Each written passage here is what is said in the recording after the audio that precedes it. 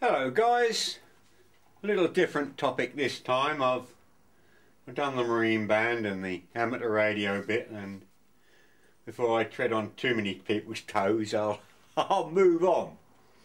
I recently purchased this compressor off of eBay. It's a real cracker, beautifully engineered. It's a single stroke piston, but it's got a secondary piston in the top for 2-stage, and I like all this cooling on the discharge pipe. And I paid 15 quid for it on eBay. It was local, so I'm very pleased with that. It's an absolute cracker. So I've decided I would like a sandblaster or grip blaster, and so I've decided to make one. And these are just a few ideas at the moment. I've had a quick look on YouTube, and so far all I've seen, or the majority, appear to be based on a sort of a pressure vessel where the abrasive is held within the vessel and pressure is applied both top and bottom, so that gravity it falls out the bottom and it's regulated or metered into the airstream. Well, this is fine, but it means that the vessel has to take the pressure, and it means you've got to let the pressure go or stop it in order to replenish the cylinder. So I decided to take a different approach, and at the moment I'm just thinking aloud. Anyway, I want a portable unit that I can take out on site, and I want it a little bit better than the usual handheld pot type sandblaster. So I'm using this, and I won't have electric. So here I've got a 5.5 horsepower Honda engine. This was used on a log splitter I made. The casting has all been cut away and modified and repaired here. So I can't use it for much else, but this pulley was put on it, so this sort of ratio should be about right, and 5.5 horsepower should be enough to do what I want to do. So it's going to have to be a if I'm not going to have a pressure vessel, it's going to have to be a 2-hose system. The main hose being the propellant, the air from the compressor, and the second hose, secondary suction via venturi tube and grit. Anyway, that's the principle. I'm often asked for plans on the various things I do. I don't work to plans. I've said this many times before. I haven't the luxury of being able to go out and buy stock materials, so I sort of scrounge around and use whatever I've got. So part of the improvisation is part of the fun for me. But what I do from time to time is knock up simple little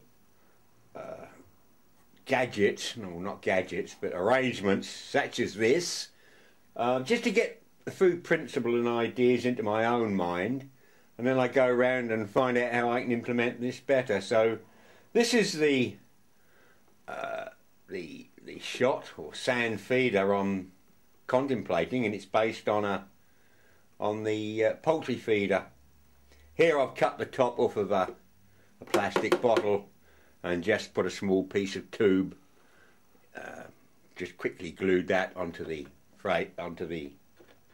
spout, and then the distance to the bottom of this is to the bottom of this plastic tray. I've done it all in plastic so you can see what I'm on about.